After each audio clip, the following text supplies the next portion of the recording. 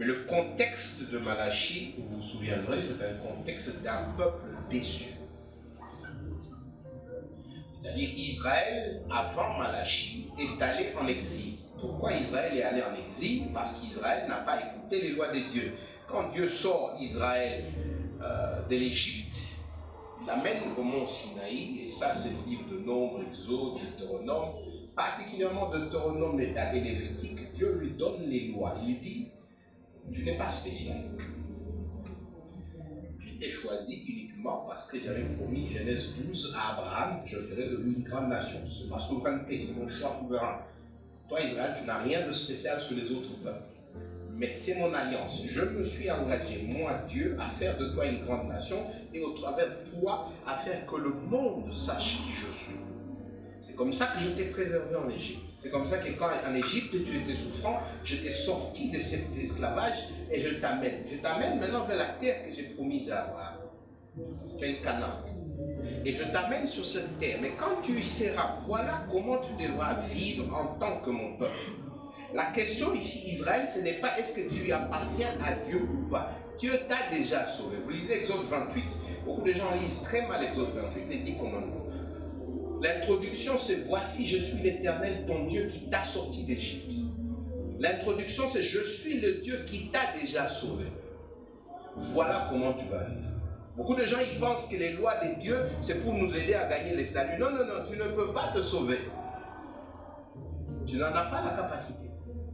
Parce que la Bible dit encore et encore que tu es mort spirituellement. Vous avez déjà vu un mort qui se réveille. Je ne sais pas si vous êtes déjà allé à une cérémonie de funérailles. La dernière des choses que vous attendez, c'est que dans ce cercueil-là, quelqu'un commence à battre dou. Combien de gens vont rester? Imaginez un peu, vous allez là où on est en train d'enterrer quelqu'un, et vous êtes en train de, même si c'est vous le prédicateur, j'en vois qui disent qu'ils ressuscitent les morts, mais je suis sûr que quand il va là-bas pour enterrer, et qu'il sent seulement qu'on fasse il va fuir. La dernière des choses que vous attendez d'un mort, c'est qu'il ressuscite. Il est mort, il est mort. La dernière des choses que vous attendez d'un mort, c'est qu'il parle. Je crois que je vous ai déjà raconté cette histoire. Vous la connaissez peut-être. Il y a un monsieur qui ne veut pas payer les motos. Alors il vivait apparemment du côté de la brasserie. C'est un ami de Justin, je ne sais pas. Alors il vivait du côté de la brasserie. Et la brasserie, si vous savez, il y a des anciens cimetières là.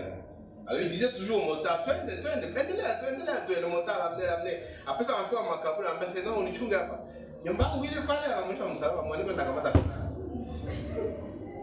Combien de motards restés? Et donc quand Israël reçoit les lois de Dieu, Dieu lui dit, je t'ai déjà sauvé, tu es mon peuple. Je ne t'ai pas sauvé parce que tu étais spécial, je ne t'ai pas sauvé parce que tu obéissais, parce que tu n'obéissais pas. Mais je te donne cette terre. Et je veux que dans cette terre, tu vives comme mon peuple. Alors il lui donne deux lois. Malheureusement, quand Israël vit dans cette terre, il ne respecte pas les lois de Dieu. Et Dieu le juge, il l'envoie en exil. Et vous lisez les prophètes Jérémie, les prophètes Ésaïe, d'ailleurs l'histoire d'Esther, l'histoire de Daniel, c'est pendant qu'ils sont en exil. Et après Dieu les enlève de l'exil. Il les ramène dans leur terre. Ça c'est Ezra, c'est Néhémie, c'est Amos. Et Dieu dit, allez, Zacharie, je veux encore une nouvelle fois faire de vous une grande nation. Et donc quand Israël sort de l'exil, ils vont dans le Canaan. Là, ils sont réduits. Hein. Ce n'est plus le grand Israël qui était plus grand. Ils sont un peu réduits. Parce que certaines de leurs terres ont été prises par d'autres nations. D'ailleurs, si vous suivez l'actualité jusqu'aujourd'hui, on en parle. Ils sont réduits comme géographiquement. Alors ils sont en train de s'attendre. Ils disent ok, nous sommes rentrés. Et nous avons eu Ezra, nous avons reconstruit le temple, nous avons eu Néhémie, nous avons reconstruit les murs de Jérusalem. Nous attendons maintenant que Dieu descende dans sa gloire et qu'il nous envoie le roi, le Messie, qui va nous libérer de tous ces gens et qui va faire de nous encore une grande nation. Et une année passe, 2 ans, 3 ans, 4 ans, 5 ans, 6 ans. Une génération. Quand Malachie écrit, il y a plus de 60. 70 ans qu'ils sont rentrés. Et tout le monde commence à se dire, on vous a menti. C'est Dieu ne va pas venir. Les résultats, c'est quoi? Les résultats, c'est un peuple qui reste dans la formalité religieuse. Ils ont un temple. Et quand ils vont au temple, ils offrent des sacrifices qui ne valent pas. Le résultat, c'est quoi? C'est un peuple où ils ont des prêtres. Mais au lieu d'enseigner la parole de Dieu, les prêtres deviennent des partisans. Ils sont avec les riches pour que les riches leur donnent un peu plus de moyens. Et ils ne sont pas avec les pauvres parce que les pauvres ne peuvent pas donner grand-chose. Le résultat, c'est l'injustice dans la société. Le résultat, c'est que vous avez des gens, entre guillemets, religieux, et dont leurs cœurs ne sont pas acquis à la cause de Dieu. Pourquoi cela? Parce qu'ils sont déçus. Parce que Dieu n'était pas en œuvre. Parce qu'ils ont l'impression que Dieu va agir. Je suis certain que vous aussi, vous êtes déjà retrouvé dans cette situation. C'était bien quand on chantait « Crois en Dieu et il fera ce qu'il a promis ». C'est bon. Mais combien de fois vous avez pensé que Dieu avait promis et puis vous avez l'impression qu'il n'a pas fait ce qu'il a promis? Si vous êtes honnête, vous allez dire oui. Ça vous est déjà arrivé plusieurs fois. Plusieurs fois vous avez pensé « Watafuta kazi, hii kazi mwani yangu, nishaomba. Na wanasikia wajakazi, na mjakazi ashaniambia, kisha kazi na kupita. » Je vous ai raconté l'histoire d'un pasteur d'une grande église, hein, très grande, aux États-Unis. Un jour, sa fille boite. Là, c'est là, elle a 8 ans, elle boite. Il dit, ah non, qu'est-ce qui va pas? On va chez le docteur, on va chez le docteur. Il dit, ah, on voit quelque chose qui pousse sur son os. Chini, on ne faut pas, il faut qu'il tombe en honte. On va faire un peu plus d'examen. On fait une biopsie, c'est un cancer. Le médecin dit, comme elle est encore enfant, si on laisse, ça va passer partout, ça va aller, ça va monter, ça va lui rendre la vie difficile, elle peut même mourir. Donc, l'option médicale, j'ai déjà consulté mes amis et tout le monde, l'option médicale proposée, c'est qu'on ampute à partir du genou jusqu'en bas. Le pasteur rentre, il prie et il dit, non, on ne va pas amputer ma fille. Je sens la peine, et Dieu me dit qu'on ne va pas amputer ma fille. Le médecin dit, il revenait dans 3 mois. Le pasteur rentre, il dit à toute l'église, prions. Et les guerriers, entre guillemets, de la prière, tout le monde commence à prier. 1 mois, 2 mois, 3 semaines, 2 semaines, 3 jours. Le pasteur dit, non, ma fille, on ne va pas couper le pied. Non. Le médecin dit, allez, nous sommes prêts. On va à l'hôpital la veille, on dort là-bas, on ne prépare, salle d'or. Le pasteur est toujours en train de dire, non, ma fille, on ne va pas couper. On amène l'enfant dans la salle d'opération, le médecin sort, le pasteur se dit, non, Dieu, il agit jusqu'à la dernière minute. Lui, il dit, non, quand le médecin va sortir, il va me dire, mais c'est un miracle. Le médecin rentre, il dit, l'opération a été un succès. On a enlevé toute la tumeur, c'est parti. Au moins comme ça, on sait qu'il y aura plus de danger. Si c'était vous, vous allez faire quoi? Si on est honnête, il y a des moments où on a l'impression, comme Israël, que Dieu n'est pas au rendez-vous. Et le problème, c'est qu'on n'est pas suffisamment honnête pour le lui dire, et donc on reste formaliste, on reste hypocrite. On commence comme le peuple dans Malachie à faire des choses, mais qui ne viennent pas du cœur. Et dans ce contexte, ce passage d'aujourd'hui revient dans ce que nous appelons la bonne nouvelle, l'évangile. C'est que même dans ces contextes-là, Dieu a une bonne nouvelle. Même à ces peuples qui, dans son cœur, l'a déjà rejeté, qui, dans son cœur, reste dans le formalisme, Dieu a une bonne nouvelle. Et quelle est cette bonne nouvelle? Eh bien, le verset 17. Qu'est-ce que Dieu dit à ces hypocrites? Il ne vient pas pour leur dire, écoutez, je vais maintenant vous tuer, tout ça. Regardez au verset 7. Qu'est-ce qu'il dit? Revenez à moi et je reviendrai. Je sais que vous êtes dessus. Je sais que vous avez décidé d'être formé, de rester dans la formalité. Je sais que votre cœur n'y est plus. Mais moi, mon invitation, maintenant, c'est de dire, revenez à moi. Le terme clé si vous voulez ainsi le dire, c'est le mot repentance. Dieu les appelle à la repentance. Dieu dit, arrêtez de marcher sur ce chemin sur lequel vous êtes. Revenez. Et ce n'est pas une repentance d'action, parce qu'au fait, ces gens, ce sont des gens qui vont à l'église. Ce sont des gens qui offrent des sacrifices. Ce sont des gens qui lisent leur Bible et qui prient avant de dormir. Mais ce sont à ces mêmes gens que Dieu dit, repentez-vous, revenez à moi. Vos cœurs, c'est ce que je veux. Et il dit, si vous revenez à moi, je reviendrai à vous. Nous appelons ça une bonne nouvelle. La bonne nouvelle suppose une mauvaise nouvelle. La mauvaise nouvelle, c'est qu'en fait, ces gens, au sein de l'église, étaient en danger. Et ils n'étaient même pas conscients de leur danger. Et Dieu dit non. Je vous appelle à la repentance. Si vous rentrez vers moi, je me ferai voir. Et mieux, si vous lisez verset 12, vous voyez, il dit, je ferai de vous des grandes choses. On va écrire ça ensemble. J'espère ce matin pour moi. Je ne suis pas en train de demander, vous êtes déjà à l'église ici, donc je ne vais même pas vous demander si vous lisez vos Bibles ou si vous priez. C'est possible que vous priez, vous ne priez pas. C'est possible que vous fassiez des choses chrétiennes ou pas. C'est possible, je ne sais pas. Mais la question principale ce matin, c'est est-ce que votre cœur est rentré vers vous? Est-ce que votre cœur est rentré vers vous? Souvent, ce passage que nous allons lire, il parle de la dîme. Et souvent, dans les églises, quand on le lit, c'est pour dire aux gens, moi, c'est tort. Mais personne ne se pose la question, va toi, puis viens.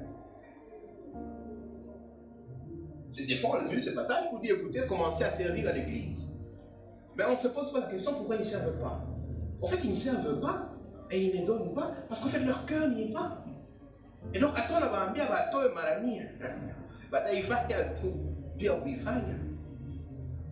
Si son cœur est acquis à Christ, il mettra Christ en avant. Si son cœur est repenti, est repentant, si son cœur est rentré vers Dieu, il mettra Dieu en avant. Et dans son temps, et dans son argent, et dans ses relations, et dans ses actions, et dans ses priorités de la vie.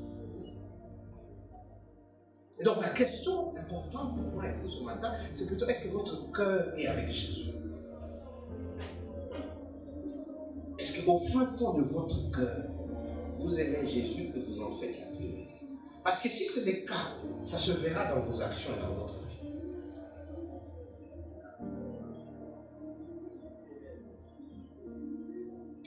Malachie commence par nous parler de l'appel à la repentance. C'est ça le verset 7. Lisez avec moi le verset 7. Il dit, depuis les temps de vos pères, vous vous êtes écartés de mes ordonnances. Vous ne les avez point observées. Et revenez à moi et je reviendrai à vous, dit l'Éternel des armées. Et vous dites, en quoi devions-nous revenir? Un homme trompe-t-il Dieu? Car vous me trompez. Et vous dites, en quoi t'avons-nous trompé? Dans les dîmes et les offrandes. Vous êtes frappés par la malédiction et vous me trompez, la nation tout entière.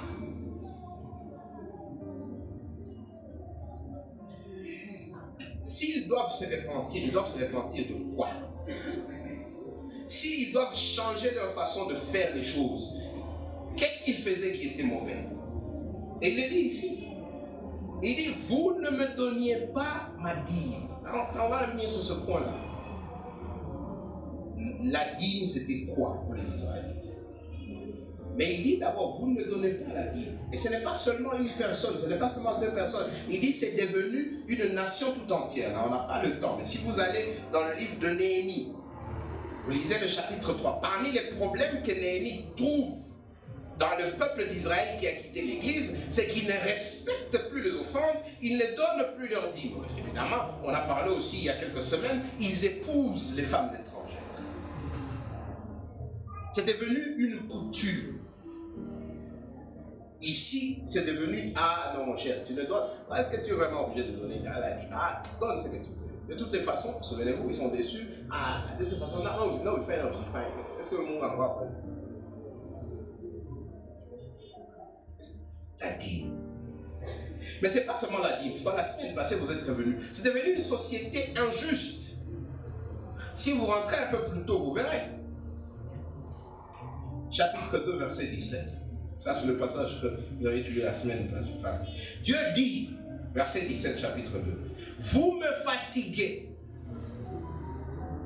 Vous fatiguez l'Éternel par vos paroles. Et vous dites, en quoi l'avons-nous fatigué? C'est en disant, quiconque fait le mal est bon aux yeux de l'Éternel, et c'est en lui qu'il prend plaisir.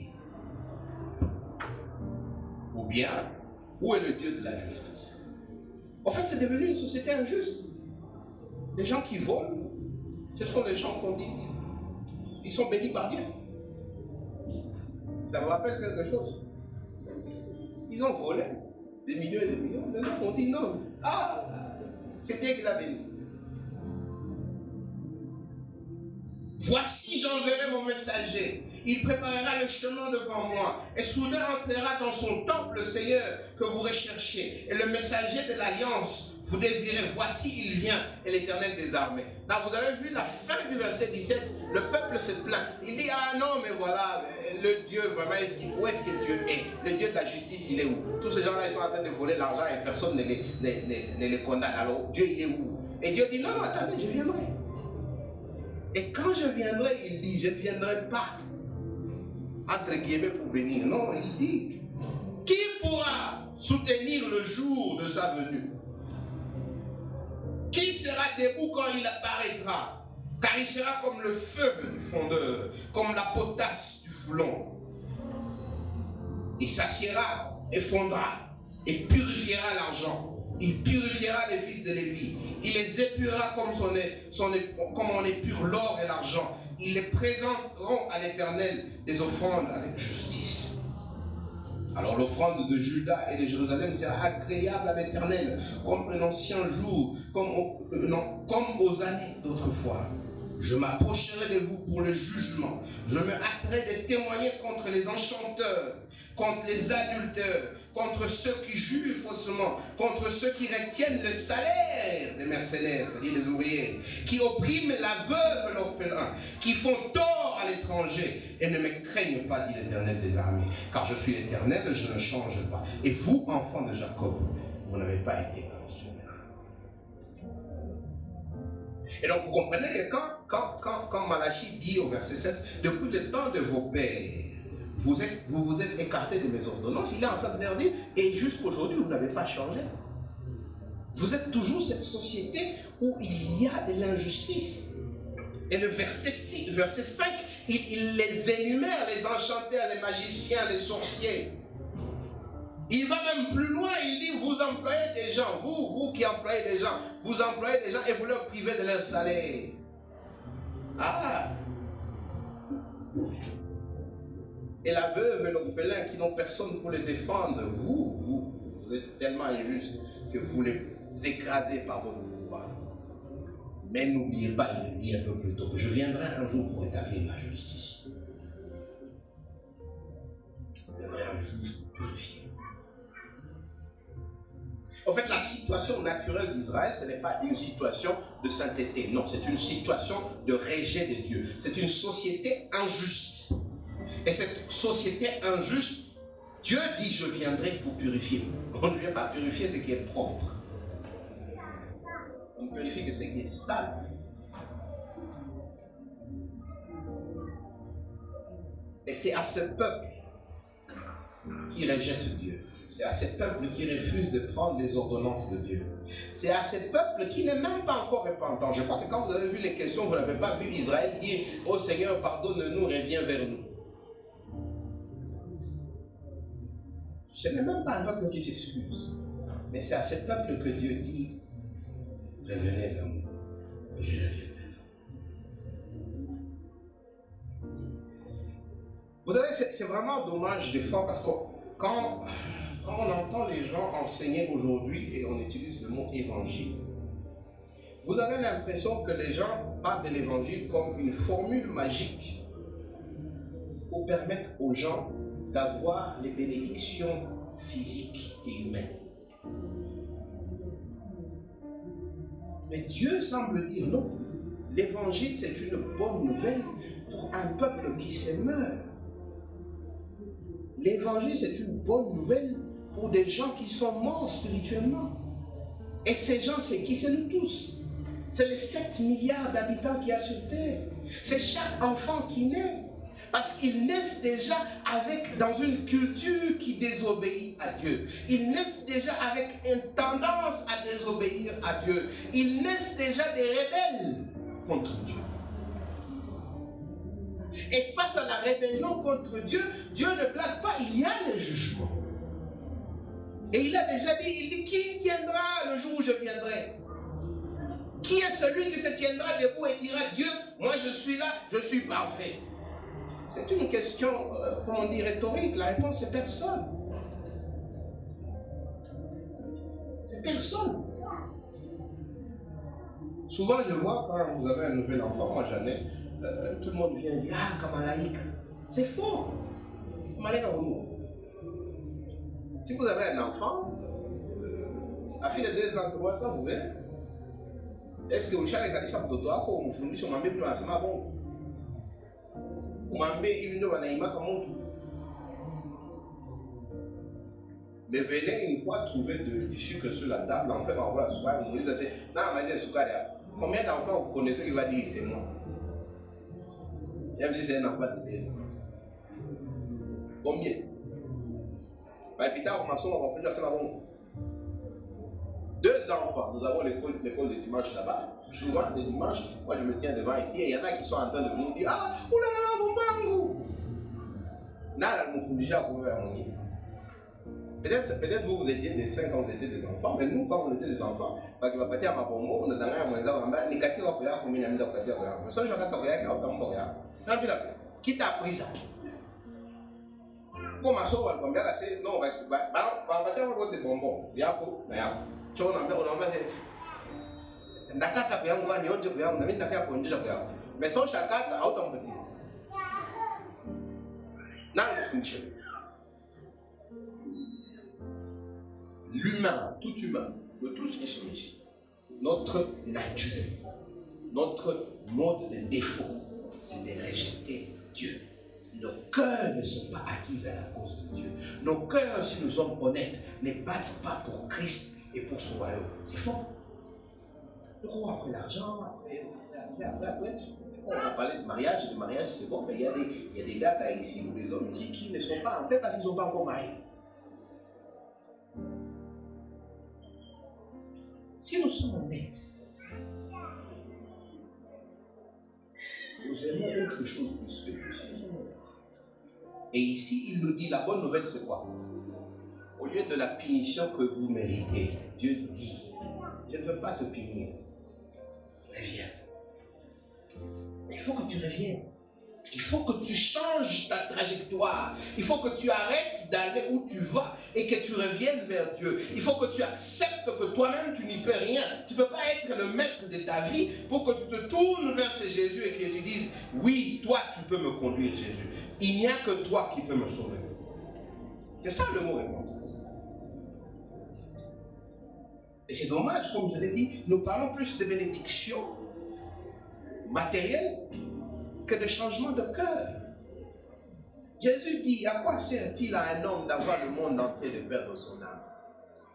Chantez autant que vous voulez dans vos églises, priez autant que vous voulez, que Dieu vous donne des millions, construisez des maisons, mais ça sert à quoi si à la fin de tout ce temps-là, vous vous retrouvez aux portes du ciel et Dieu vous dit, allez-vous-en, pécheurs, je ne vous ai jamais connu. Et Jésus le dit.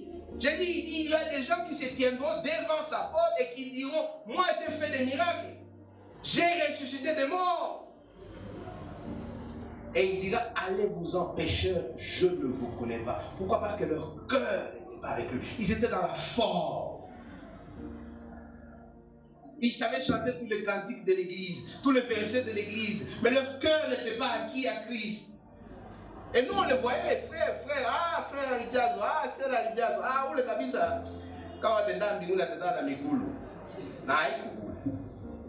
il dit revenez à moi. Et sa promesse c'est quoi? Et je reviendrai à vous. Quelle est la promesse de Dieu pour ceux qui se répandent? Pour ceux qui disent que moi-même je ne pars. Mais je veux que tu sois mon maître. Je veux que tu me guides.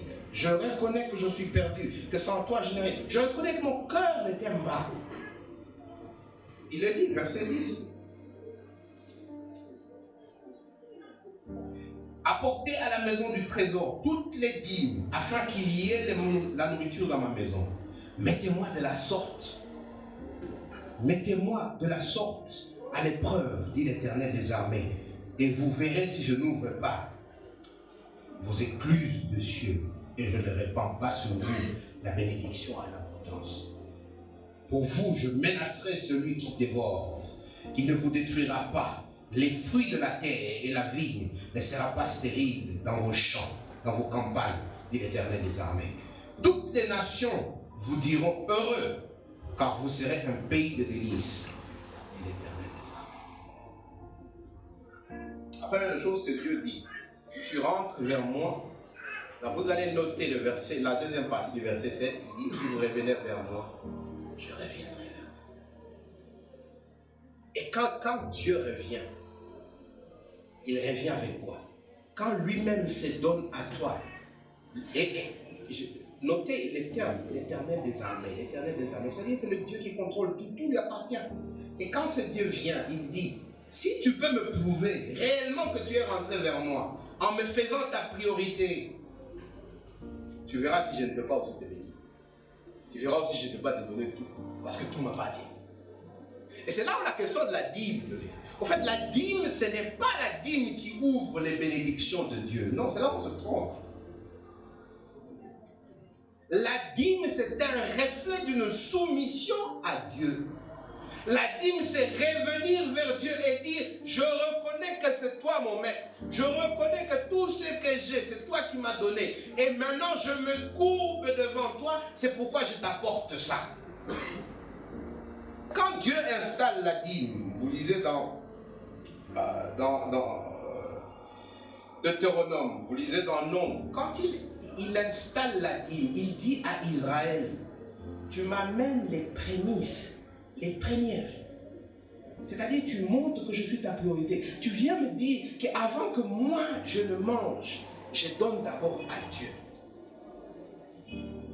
Je reconnais la force et le travail, la gratitude de ce que tu as fait au travers des saluts, que le meilleur que j'ai, je te le donne en forme de dîme.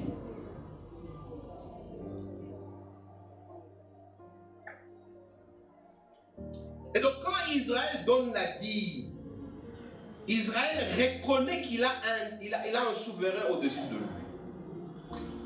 Et il dit non, je reconnais que Dieu est mon maître et je lui donne le meilleur de ce que j'ai. Les prémices de ce que j'ai. Je reconnais que tout ce que je lui appartient. Et en guise de ça, je lui redonne ça comme signe de ma soumission. Comme signe que mon cœur lui appartient et que tout ce que j'ai lui appartient.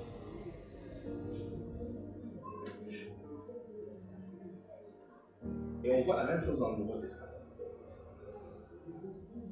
Quand Jésus entre chez Zachée, vous connaissez l'histoire, Luc 19. Zachée, c'était quelqu'un qui aimait l'argent plus que tout.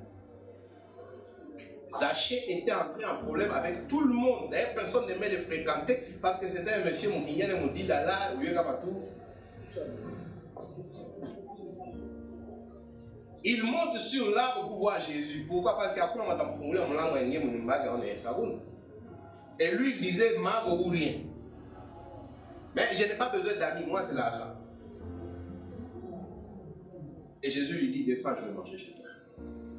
Qu'est-ce que Jésus lui avait enseigné? Luc ne nous dit pas. Mais Luc nous dit, à la fin du dîner, Zachée se lève. Je suis sûr que le lendemain, il a réveillé. Mais au moins, la Bible ne nous dit pas. Zachée se lève. Et devant l'amour du Christ, devant l'Esprit de Dieu qui transforme son cœur, Zachée qui aimait l'argent tellement, maintenant Zachée se lève et il dit quoi? Tout ce que j'ai maintenant, je prends la moitié, je donne aux pauvres. Et l'autre, je paye. Si j'ai pris $1 chez toi, je te paye doublement. Mes chers amis, des fois on lit les histoires bibliques, on ne comprend pas. Ça, c'est un monsieur qui vivait pour l'argent. Ça, c'est un monsieur, comme on dit, il a 50 francs, il a 50 francs. Moi. Et maintenant, le monsieur se réveille et il dit, la moitié de mon argent, je donne aux pauvres. Dans mon hélicoptère, je lui rembourse. C'est ça ce qui se passe pour les gens qui sont rentrés vers Jésus et Jésus les a rencontrés. C'est qu'à ce moment-là, Zachée, qu'est-ce qu'il nous démontre? Il nous démontre que son cœur n'est plus attaché à l'argent. Son cœur a trouvé un trésor plus précieux que l'argent. Son cœur s'est retrouvé auprès de Christ et dans le famille de Christ. Et à ce moment-là, il est prêt à utiliser tout ce qu'il a pour garder ce qu'il a de plus précieux. Et la conclusion de Jésus, le salut est entré dans cette maison. Quelle est la preuve que Zachée est devenu chrétien? Il n'aime plus l'argent. Ah, c'est pas que Zachée va arrêter de travailler pour l'argent. Mais il dit, je vais commencer à donner à ce que l'argent n'est plus mon maître. Il y a une église à Macédoine, les églises de la Macédoine, Paul, 2 Corinthiens 8, on n'a pas le temps de lire, mais vous pouvez lire 2 Corinthiens 8, verset 1 à 7. Les églises de la Macédoine, nous tous ici on va dire, ah non, mais je ne donne pas parce que je n'ai pas d'argent. Les églises de la Macédoine, Paul dit, dans votre pauvreté, vous avez donné plus. Donc ce n'est pas une question de montant, ce n'est pas une question d'avoir de l'argent, non, c'est une question de cœur. Et quand ce cœur est acquis à Christ, même dans la pauvreté, les églises de la Macédoine qui étaient pauvres disent à Paul, nous aussi on va contribuer. Paul dit, mais moi, mon ami, ils disent non, papa. Parce que leur cœur n'est plus attaché au bien matériel. Vous savez, quand j'étais un peu plus jeune, c'est pas que je suis vieux, mais quand j'étais un peu plus jeune, je pensais que l'avarice, c'était seulement pour les riches. Je pensais que dans ma franga, il y avait toujours un franga, Atadji. Après, je me suis rendu compte, non. Quand Jésus dit, dans Luc 12, il dit, faites attention contre toute forme d'avarice. C'est parce qu'il y a plusieurs versions. Il y a une avarice pour les riches, il y a aussi une avarice pour les pauvres. Et les deux, c'est un problème parce que les deux, c'est que le cœur est pris par l'argent et non pas par Christ. Vous aimez le matériel et le standard plus que Christ. Les pauvres, ils disent, je suis prêt à tout, et les riches disent, je ne peux pas m'en débarrasser. Ma sécurité, c'est dans ce que j'ai, pas dans Dieu, pas dans Christ. Mais ceux qui ont rencontré Christ prennent l'argent et le mettent à l'autel de l'amour de Christ. Et à ceux-là, Dieu dit, testez-moi vous verrez. Là, des fois, on utilise ce verset très mal. Il y a des gens qui pensent que Dieu dit, pour qu'il n'y ait pas 1000 francs, on a à 10 000 francs. Hein? C'est que Dieu dit. Il dit, si vous commencez à me donner, pour ceux qui travaillent, on a fait un chamois, on a engagé ma dépense, c'est un tambour comme un 13 ans. La première des choses qui sont sur ta liste, c'est la dîme. J'enlève la voix encore. La partie à mon. Moi, mais c'est que Dieu dit ici, il dit non, si je suis devenu l'objet de ton amour, donne-moi. Qui a ma liste d'éco-déficité.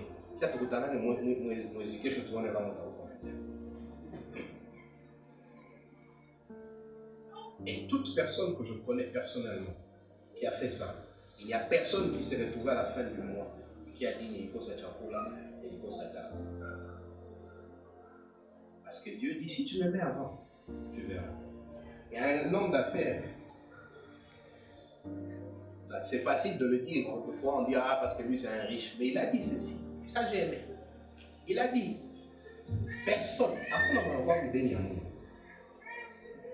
Il dit, si ça tu m'as ça va tomber à prendre qui.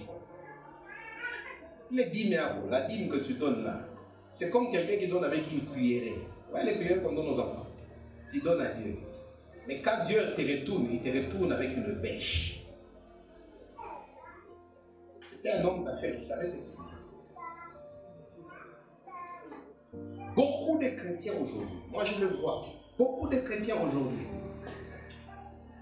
en fait, ils ne sont pas où ils doivent être dans la vie parce qu'en réalité, Dieu n'est pas leur priorité. Et Dieu n'est pas leur priorité, c'est pourquoi ils ne donnent pas leur dîme. Et le retour, c'est quoi? Vous avez vu? Le retour, c'est que les affaires, les nakwama, puis tu as avancé, maintenant vous allez, où allez? Alors, c'est vrai, il y a des gens qui viennent vous disent, non, la clé pour ouvrir vos bénédictions, c'est la dîme. Non, non, non, non, non. La dîme, ce n'est pas la clé pour ouvrir vos bénédictions. La dîme, c'est l'expression que vous avez mis Dieu avant tout. Que vous avez dit à Dieu, ouais, Kwanza, Bimine Kisha. Et la preuve, je vais te donner avant tout le monde. Et ce ne sera pas seulement dans le domaine de l'argent, ce sera dans tout. Si j'ai des rendez-vous et c'est mon temps de prier, j'ai dit, écoutez, j'enlève mes rendez-vous. S'il y a des rendez-vous qui viennent et c'est mon temps de la cellule, j'ai dit, écoutez, mes chers amis, je suis d'accord. Mon îme est là, mais rien d'avoir cellule. Vous mettez Dieu avant tout. Et il dit, testez-moi, vous verrez. Testez-moi, vous verrez. De peu de temps où je suis dans le ministère, moi j'ai vu beaucoup de jeunes qui viennent, qui terminent les études, qui n'ont pas de travail. Vous priez avec eux, on n'a pas de case.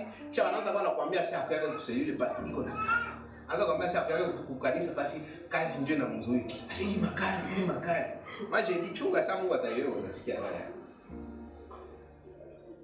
Et demain, quand Dieu prend ce travail, c'est lui qui rentre encore à l'église pour dire la case. Si Dieu est un Dieu jaloux, et il aime ton cœur, et il veut vraiment que toi tu es son fils et sa fille, que tu ne sois pas perdu dans le monde. Tu penses que quand tu mets le travail et ton argent entre lui et toi, tu penses qu'il va faire quoi? Il va faire quoi?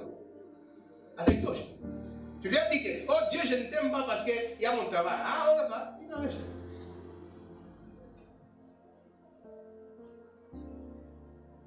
Qu'est-ce que je veux dire par là? Je ne veux pas que vous sortiez d'ici en pensant que si vous commencez à donner vos dîmes, Dieu va vous bénir. J'ai dit, sortez d'ici avec une prière qui dit à Dieu, je veux te les donnerai. Et Dieu dit, attendez, voyez ce qu'il va faire de vous. Et je vous dis, si vous sortez d'ici, on se revoit dans un mois, vous me direz. On se revoit dans 6 mois, vous me direz.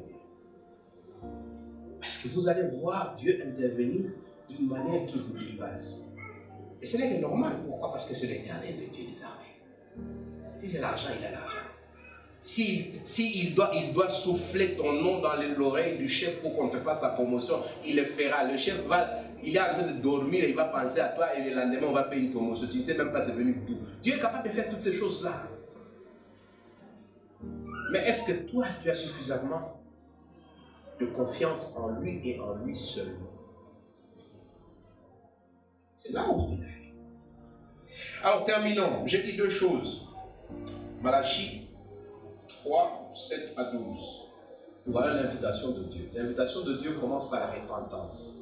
Quand nous venons vers Dieu, nous ne sommes pas des saints, nous sommes des pécheurs, nous sommes des rebelles, nous sommes des gens qui n'aiment pas Dieu. C'est ça, c'est que nous sommes au fin fond de nos cœurs, si nous sommes honnêtes. Et donc ça commence par la repentance.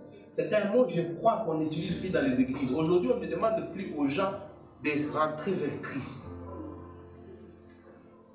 Moi, je vous dis ce matin, vous pouvez prier autant que vous voulez. Vous pouvez aller à l'église autant que vous voulez. On aime vous avoir ici. Mais si votre cœur n'est pas encore rentré vers Christ, vos temps aussi rester à la maison. Si votre cœur n'est pas rentré vers Christ, vous aussi rester à la maison. Payez vos temps.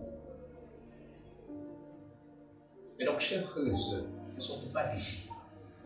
Si votre cœur n'est pas rentré vers Christ, si votre cœur n'a pas reconnu ses péchés, sa misère en dehors de Jésus, et ne s'est pas tourné vers Jésus pour dire sauve-moi. Si comme Bartimée, vous n'avez pas crié, malgré les insistances des gens, Seigneur, sauve-moi. Et j'aimerais vous dire que moi, Nicolas, je vais vous aider à être sauvé. Je ne peux pas. Mais nous avons la promesse. Si quelqu'un a Christ, devient une nouvelle créature. 2 Corinthiens 5. La promesse, c'est que si vous lui parlez, si vous lui dites, Seigneur, sauve-moi, il vous ouvrira les yeux spirituels. Il vous sauvera. Il vous donnera un corps nouveau. Un cœur qui bat pour lui et pour lui seulement. Ça, c'est sa promesse. Mais mieux, quand il vous ouvrira les yeux, il se donnera à vous-même. Et vous lisez Éphésiens chapitre 1, à partir du verset 3. Nous avons toutes les bénédictions spirituelles en Christ. En lui, nous sommes réconciliés. En lui, nous sommes pardonnés. En lui. Christ se donne à nous. Et quand vous avez Dieu, quand vous avez Christ, qu'est-ce qui ne vous donnera pas d'autre dans ce monde? Jésus dit à ses disciples, il dit, cherchez d'abord le royaume des cieux et toutes ces choses vous seront données. Il dit, si vous les humains, quand votre fils vous demande un pain, vous ne lui donnez pas une pierre. Si vous les humains, quand votre fils vous demande un poisson, vous ne lui donnez pas un serpent, combien plus votre Père qui est aux cieux? Tout commence par est-ce que vous l'avez? Est-ce qu'il est dans votre cœur? Est-ce que vous l'aimez par les yeux? C'est là où ça commence. Ça commence par la repentance. Et la repentance nous conduit vers la fidélité de Dieu. C'est un Dieu fidèle. Si vous rentrez vers lui, il rentrera vers vous. La question reste à savoir. Est-ce que ce matin, ce sera le jour où vous rentrez vers lui?